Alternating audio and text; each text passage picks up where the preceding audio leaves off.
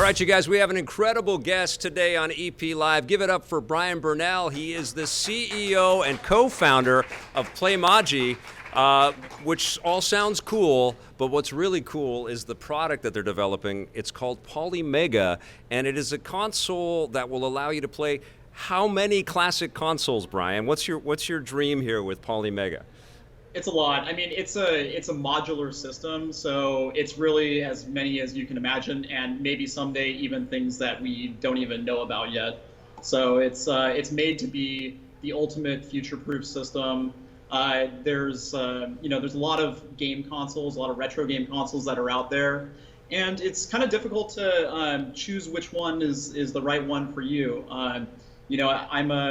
Maybe some of the folks that are watching this are pretty hardcore gamers. Yep. And maybe some other people are not so hardcore and maybe a little bit more casual. So we've tried to create a system that's open and available to everyone to be able to play and experience the classic games, no matter if you like the really popular ones or even the ones that are really obscure. And we hope to be able to keep games living on into the future, far into the future, awesome. So that they can be experienced by more people. I want to get a little bit into your history, but first, let's break down exactly what you're launching with Polymega. So there's like a base system, and what games will that base system play? Well, I've got the system in my lap here, so you can see it. Cool. So this is the Polymega, and you can see it is the system here has an optical disk drive. So yep. One of the key features of it is that it's capable of playing CD-based systems for classic game consoles such as the original PlayStation, the Sega Saturn, the TurboGrafx CD, the Sega CD, and also the Neo Geo CD. So when you get the base unit, and this is on pre-order for $299 US right now, yep. When you get this, you're able to play all those systems right out of the box. So if you have some old CDs laying around, maybe in a wallet or something like that, you can plug them in, you can play them on the system. But not only that, you can also install those games to the system so that you don't have to keep using those old CDs anymore. Oh, that's and it gives great. you a really nice interface and everything that you can use to play all your classic games. Is that going to be internal storage, or are you going to have to plug in a USB hard drive? It has internal storage, so it has 32 gigabytes of a 32 gigabyte nano SSD on the main board. Okay. That is expandable. There's an SD card slot in the back, as well as an M.2 2280 SSD slot on the bottom. Wow. And so that's going to allow you to install up to about 2 terabytes of games right now. So you're getting applause for that. That's very cool. So let's break down those systems that come with the base unit again. So we've got TurboGrafx CD, PlayStation 1, Sega CD, Saturn, and there was one other one? The other one was Neo Geo CD. Neo Geo CD, fantastic. Neo Geo CD is an interesting one because that system wasn't really known for having the best loading times.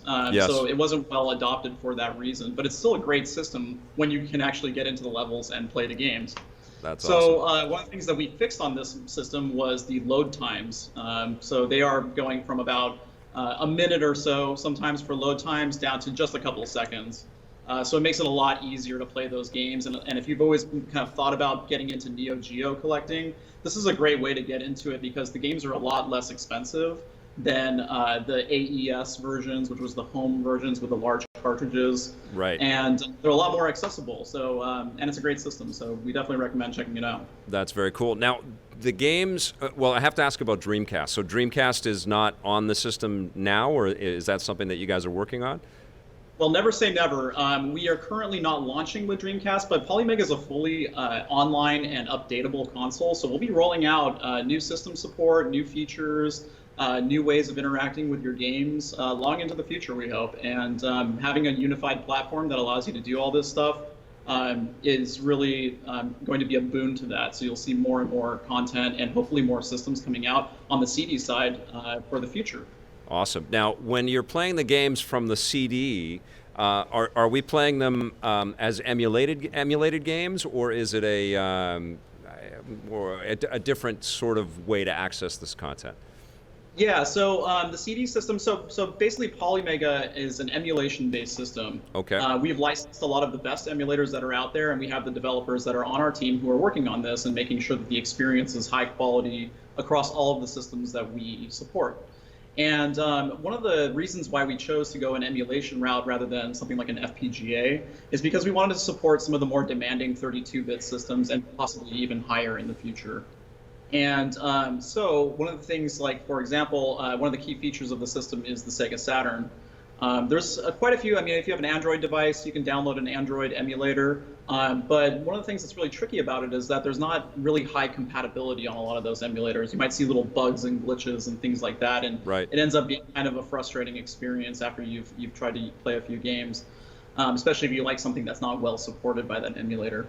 Polymega's emulators are really, really highly compatible, so that allows you to, get in and play those games and have the experience that's really reminiscent of how it felt playing on the original console. Our Sega Saturn emulation is about 99% compatible. Right. We had to write a new BIOS for it to be able to launch this product.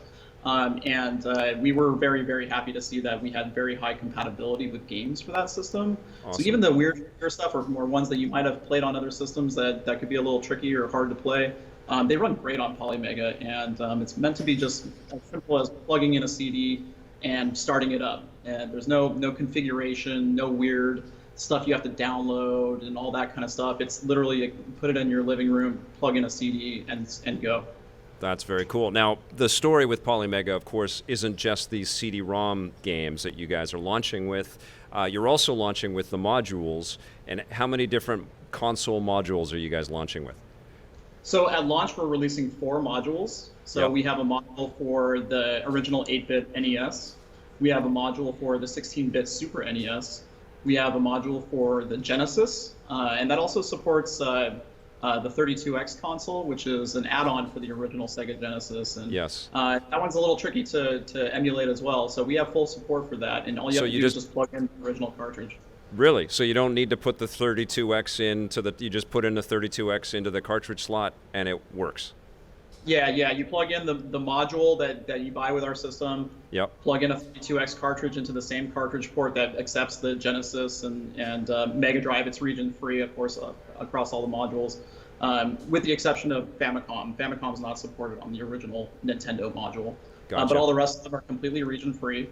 And all you do is just plug in that game. It shows up. There's a beautiful user interface that displays the game information, screenshots of it. And then you can play that game right there, or you can choose to install it to the system. And once you install it, you don't have to use that game cartridge anymore. It works kind of like the old iTunes. Yep. If you remember back in back when that first launched, you can just plug in your CDs, music CDs, and it would rip those CDs to your collection on your computer. And then you would take it on the go, sync it to your iPod, and listen in your car and all that. Polymega works very similarly, actually. The only difference, really, is that once you've installed that game to the UI, you get a beautiful Netflix-style interface that has all of the game information and all that kind of thing. Now, I've got a Sega Saturn fish tank simulator going on behind me here. Oh, that's great. Aqua Zone for the Sega Saturn. So we have an actual working Polymega machine right behind you in real time. That's terrific. Yeah, I'm going to put myself on this. No, I'll see if I can get myself on the screen so I can see real quick. But yeah, if you, let's see.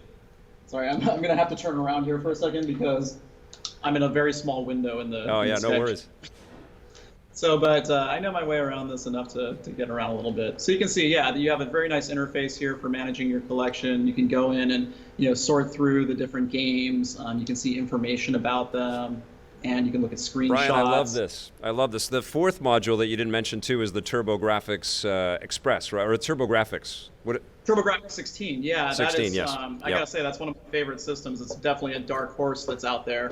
But it is, it's one of the best ones around in my opinion, and it did not get enough love in the United States. So We're big supporters of it. We're really happy. Even Konami is releasing a new TurboGrafx 16 Mini. We're excited about that because we want more people to know about that system. Yeah, and I guess you work in concert with a lot of the this boom in retro gaming and all of its different cycles. Whether it's Nintendo with its online service stuff and people able to play NES through the emulation on the Switch, or people picking up these mini systems, or like even a company like Analog. You guys are different than Analog. And there was a little bit of a Twitter spat going on there for a little bit. Are you guys okay with Analog now? Is everything cool with Analog? We have no problems with anyone. Honestly, like as long as people are supporting the hobby, it's great. And I think that in the context of that situation earlier this year, there was a lot of pressure all over the place, and we were getting ready to announce a lot of stuff, and we needed to get all that stuff out there before we were talking. And we've kind of taken a step back and looked at how that went down and just really said, okay, let's just focus on the product and focus on getting our message out there. And everyone else who's doing stuff in retro, I have no qualms to say that I'm excited for just new stuff when it comes out, because as long as games are being played by more people and these games are living on into the future, that's what we're all about. And we hope that Polymega is the best way for that to happen. Is that the sort of mission statement for Polymega or Polymega in general? You guys want the perpetuation of this classic, content to be available to people. You want it to live on so that future generations will always have access to this stuff.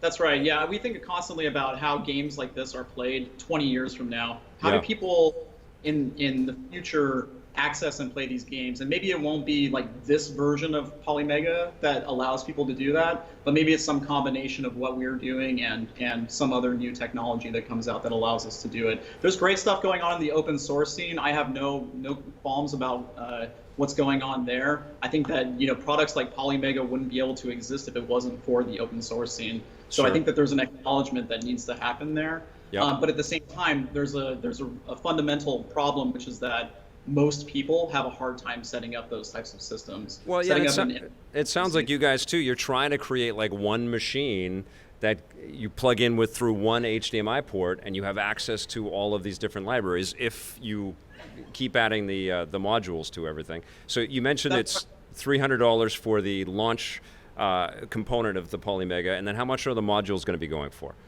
The modules are $59, and basically all you do, so the way the modules work, and I've got the system here, so if you eject this, this is the dust cover that comes with it right here, and this part right here just slides right off. Cool. So you've got that, and then you can plug in a different module, so I'm going to insert this is the original Nintendo module. Awesome. You can see it here. So we'll just plug it in here and then snap it in. That's so slick. That's so slick. I love it. So let's talk. So these are going to be $60 each, roughly?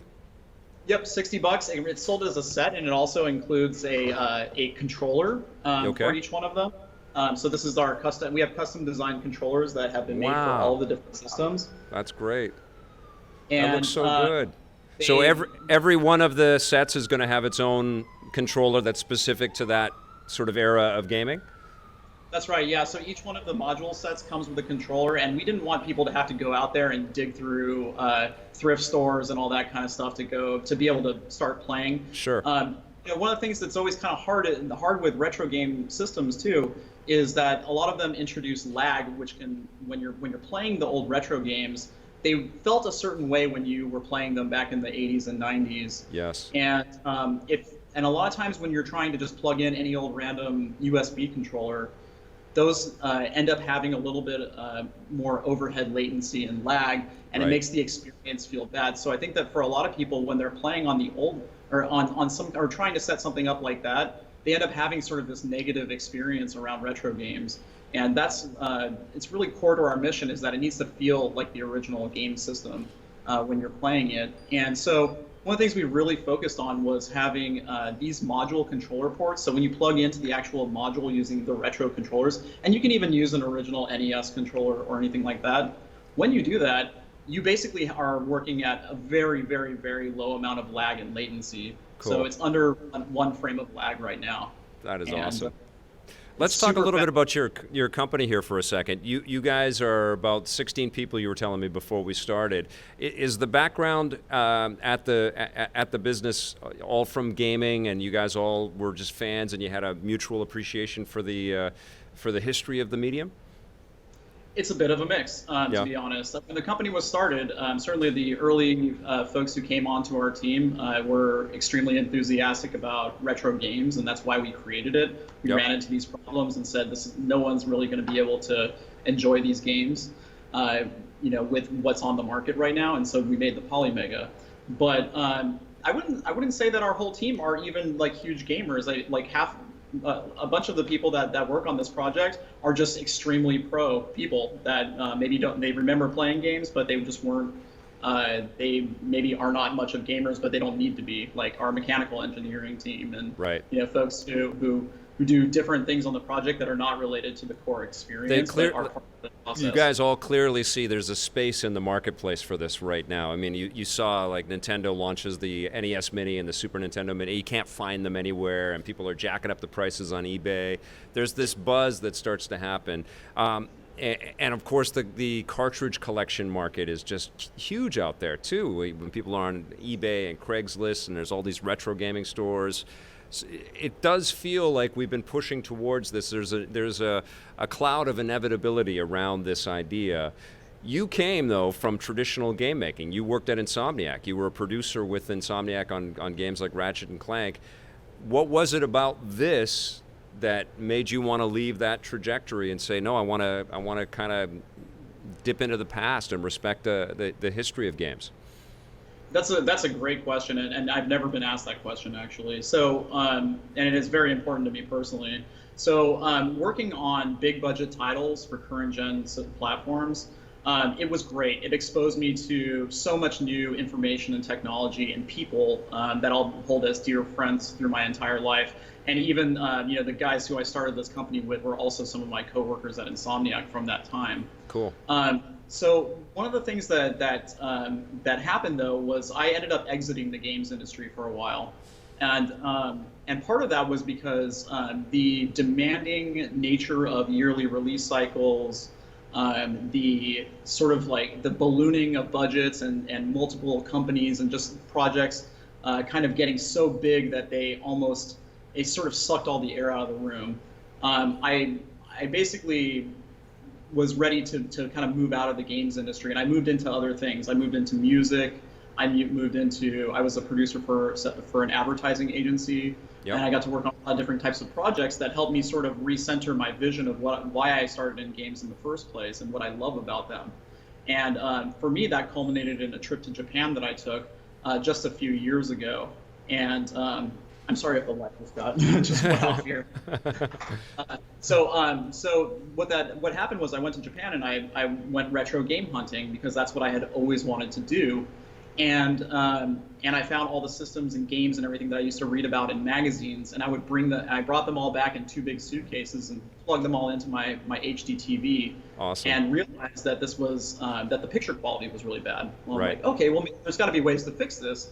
So I started looking into how to fix those old systems, and I was literally having to resolder capacitors, do RGB modifications on my console, doing things that I just didn't think that other people really would have the patience or understanding of how to do. There's 1,000 YouTube videos about all this stuff out there right now, too, isn't there? There are, and it's great. It's actually really fun to learn all these things. Yes. And for a lot of people, it's a great experience, and it can teach you something about electronics.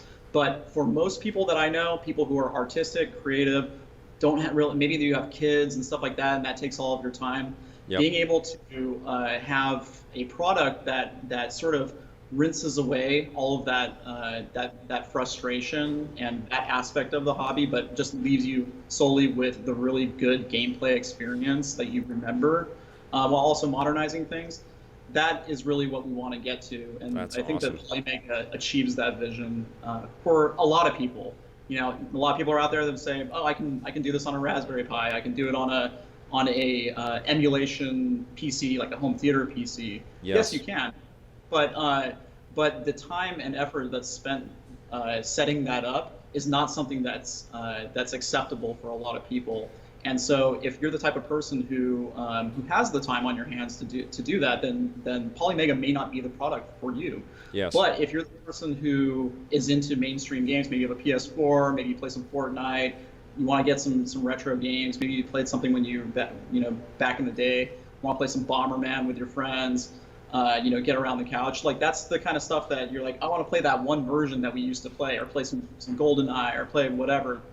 That's where we want to be. We want people to have that nostalgic experience, but also make it accessible and modern for people. Well, you're talking to the right crowd here. I know that everybody that watches EP, we talk about this a lot on the show, that there is this move away from the classic gaming too quickly, and there's so many fantastic licensed games that because a company loses the rights to them, they can't publish them again, we can't access it. And the only way to really do it is through either hunting down the cartridge on Craigslist or eBay or emulating something. And the idea that there are these vast collections out there and people having to find different ways to play it, I get what you're doing, and I know a lot of people out there really do as well. I do want to say to the chat, if you guys have any questions for Bryan, help us out with all caps and go ahead and ask away, and I'll get a couple of those in before we let Bryan go. I do want to ask too about the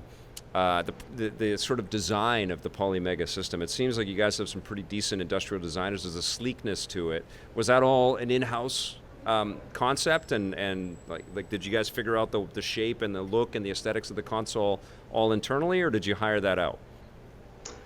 So one of the first people who joined our project, actually maybe even the first person apart from our CTO that came onto the project, was our industrial designer.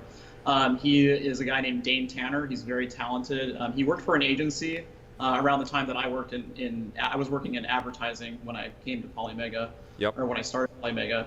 And we hit it off, and we talked about our concept for what this was, and we went through a full deep dive and exploration of all the different textures and materials and looks and the things that we wanted to have, and what aspects of retro game consoles we wanted to incorporate into the Polymega, while also considering how to take that all forward and make it a minimalist, modern approach that looks great in any living room. Fantastic. So it was done mainly in-house. We went through a lot of iterations.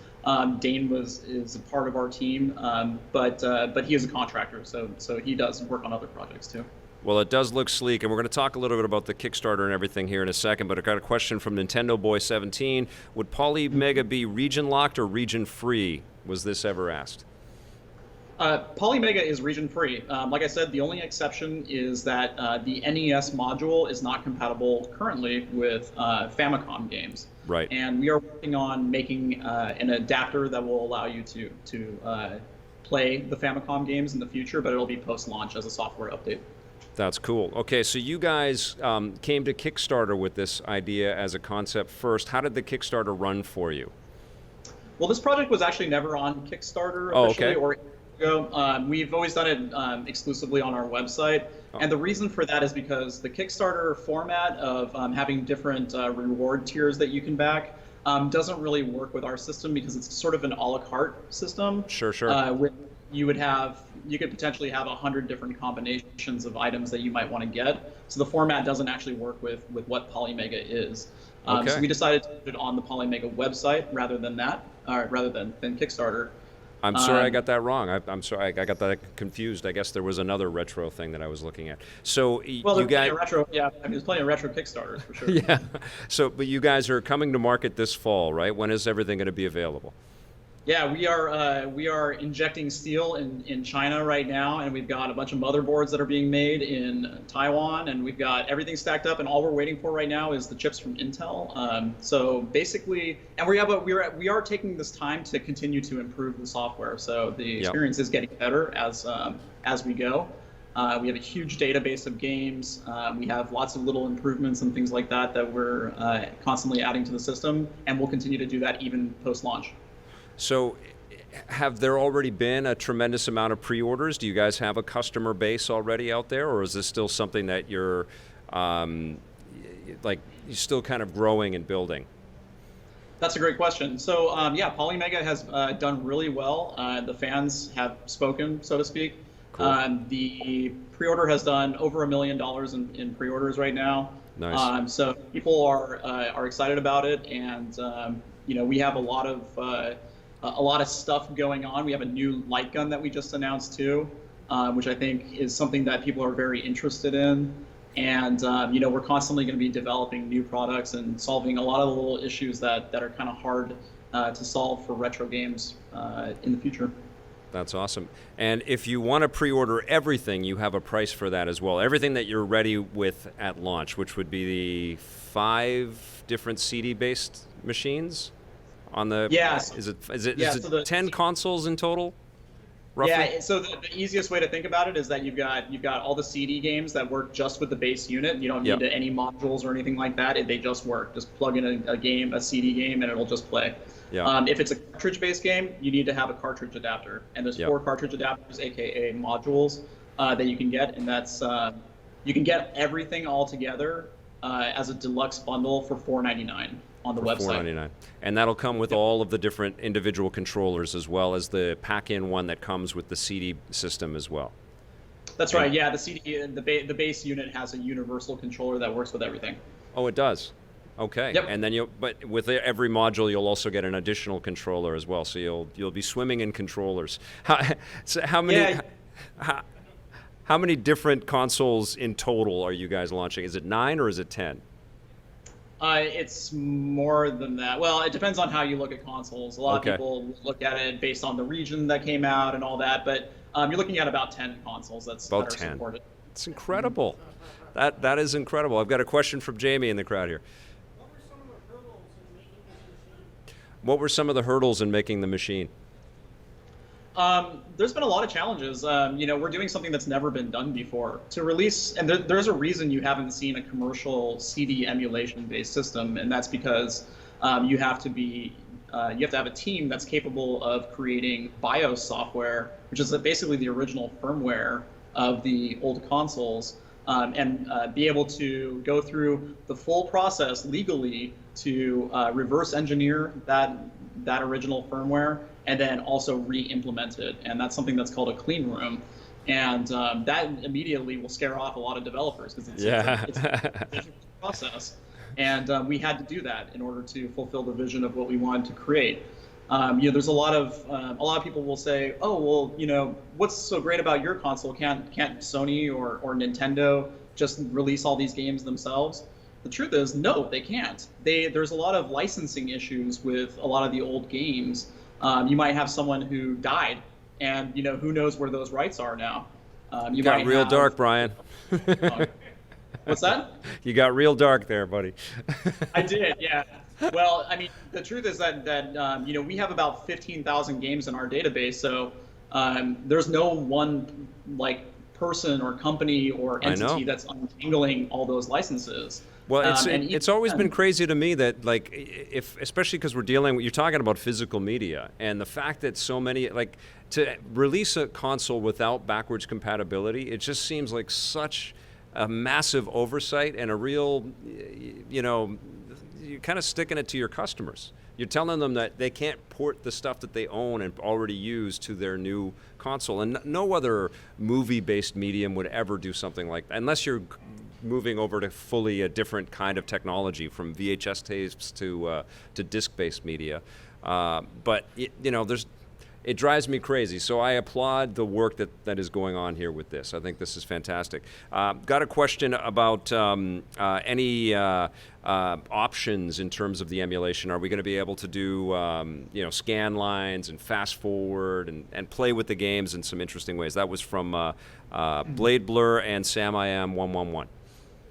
Yeah, so one of the other reasons that we went with emulation for our approach to playing the games is that we can offer all kinds of great features that would be very difficult to pull off on original hardware or an FPGA type solution. So, for example, one of so we have all your standard suite of things that you would expect to have, such as save states, load states. You can take screenshots. You can assign software turbofire. You can add, we have really, really nice composite and RGB video filters that model the exact look of the old TVs. And there's been a lot of people who have seen that in person and been like, wow, that's one of the best I've seen. And it's true, it looks really, really good. That's So I think a awesome. lot of people will like that. That's awesome. But even further than that, we can also there's great enhancements that we can offer for the games in the future. For our digital storefront, we'd like to be able to do HD up-res NES games that have improved sound and 4x resolution graphics running at the same speed off the original code. Those are things that we're working with publishers to develop right now, so that when you buy a digital game through our marketplace, which is something that we haven't even covered yet. When you buy a game from the digital marketplace, you can have an enhanced experience. You're launching 10 consoles at once. You're playing 15,000, and you're also going to be you got a lot of stuff to talk about here, Brian. That's incredible, man. I've got one more question here from Ian McConaughey, and this is going to be the last from the chat. Do the modules contain console-specific hardware, or is all the work done in the main unit purely through emulation? Does it run better with a module cartridge versus loaded to the hard drive? Well, that's a good question. So the way that the modules work is there's several interfaces that are embedded in the module. So one of them is assigned for taking the ROM off of the cartridge and installing it into the system. Another one is meant for gosh, there's a lot to talk about. You have the controllers that accept bare metal signals, so you're basically getting that zero lag connection. And we have several interfaces that we've planned and built into the console that we may take advantage of in the future that will allow us to tap original hardware if we want to. Well, there's a lot of things that we can do with a modular system. And someone asked earlier, yeah, what was the hardest thing about the project? Yeah. The hardest thing about the project is simply the fact that it was a modular system, and we had Sure. to think about the things that we're not thinking about, and figuring out how, like, things that might happen or may not happen 8 or 9 years down the line. So predicting all of those needs from a technology perspective was probably the most challenging aspect of the project. Like an advancement in HDMI technology or something like that, or? No, not really that, but more like if we want to support X system later down the line, what needs to be available on the base hardware, right, so that it can be. If we decided to make a module that had an original chip from the console on it, how would we do that? And one of the other things I didn't mention about the modules is that it has each one of the modules comes with the module itself and the controller. Yep. But it also has 5 games built into the module. It's an amazing story, right? Like there's a lot of stuff in there, Brian. I honestly don't envy you because you have a big story to tell. Like nobody's ever done anything like this, and it's about frickin' time that somebody's trying to do this. I guess this pertains a little bit to your digital store. You had space at E3 where I actually physically met you for a moment, and I checked out some of the software running, and it was great. And I became, once you see it in reality, it's a whole other thing, right? You can see it on web pages and everything, but when you see it and people are holding controllers and playing a game, I'm sure for you it must feel that way too. It's like, oh my God, this is happening. But as a consumer, as somebody that covers this stuff, it's like, yeah, this is really happening. But you were at E3, surrounded by all of these publishers, that many of them own the IP of the games that you're standing or sitting in front of. How are they dealing with you guys? And are you getting any pushback from the Sonys and Nintendos and the other companies? Or are they welcoming you as a new player in this market? Well, that's a great question. So with this situation, it depends on who we're talking to. We have a lot of publishers that we're already working with that are super excited about the Polymega and feel like this is a product that's been needed in market for a very long time. There's also publishers who are creating their own other endeavors right now around retro games. Sure. And those are the ones where we're laying off a little bit and not trying to compete with them. We know that once the mini consoles have had their time in the spotlight and everyone's purchased them, or everyone's who wants to get them have gotten them. For us, we always think about what's next after that. You're You right. have a mini console. You have people who are collectors who are really hardcore hardware aficionados. So what's the next big exciting thing that's going to happen after that? And we're teeing up Polymega to have a platform where publishers of any size and type can publish their games onto our store, and people can access them digitally. For those people who don't want to go track down, just like the controller, don't want to go track down game cartridges at a thrift store, don't want to go track down controllers and accessories, but just want to play the games, or maybe want to discover some new games. That's really who the console's made for. And speaking to those publishers, I think it's an inevitability. They're going to be competing against a lot of really big services that are out there very soon. You see Google Stadia. You see players moving into this space where it's going to be like territorial warfare. And one of the things that's going to be a casualty of that is the concept of the game console. Yeah. And the game console needs to exist in the future because that's what makes the original feeling of playing the games special, I think. So I 100% agree. In that game store, are you going to have like the Genesis module in order to play something that you buy digitally and download to the system, or can you just run it right off of the main system? No, you'll just play it. You'll just download it and play it. If you want the hardware, you want to use the original Genesis controllers or use our pack-in controller for the module, you will need to get the module set. But our universal controller is perfectly capable of playing any of those games. It has about 2 frames of lag, 2.5 frames of lag, somewhere around there. So it's a little bit slower. It's not as quite of a hardcore experience, but for a lot of people, that's okay. Right on. Jamie, last question. Do you have a price on the games themselves yet, Brian? So we're targeting basically around like the $4 to $7 range, and it depends on the number of discs, how much data. Yeah. You're making people happy, my friend. This is very cool. Now, one of the things with the Polymega is that it really ushers in, or it sort of makes us remember the tactility of going to a store and purchasing hardware like this.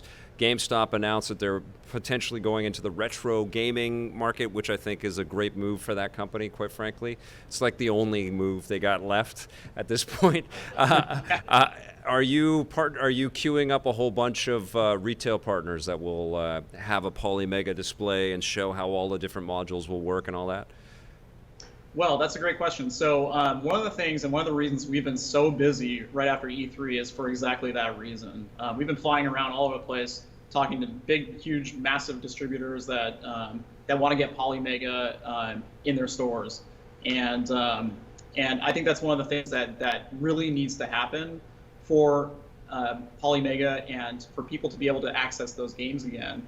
Polymega, we've noticed that, just like you were saying a few minutes ago, it was one thing to see it on a website, one thing to read about it in an article, totally different thing to stand in front of it and play it. Totally. And I think pretty much everyone, even the most hardcore of the hardcore journalists, the biggest skeptics, everyone who plays it walks away with a big smile on their face and their phone up pre-ordering it, pretty much. That's so awesome. it's an experience that's unlike anything else that's out there. Yes, it's emulation based, but it is a totally different beast even then. And I think that's one of the things that a lot of people, it's fun to bark and talk. It's fun to write things on the internet, but when you actually see your friends playing it, you're probably going to want to go get one, and that's just going to be how it is. That's great, man. Everybody give it up for Bryan Bernal for taking some time today. Thank you, and I can't wait to review the Polymega. I'm a big retro gaming fanatic, so this is going to be a lot of fun. But good luck to you and all of your colleagues, and we'll be looking to get our hands on Polymega this fall, man. That's great. Thank you, Brian. Appreciate it. Thanks, guys. All right, take care.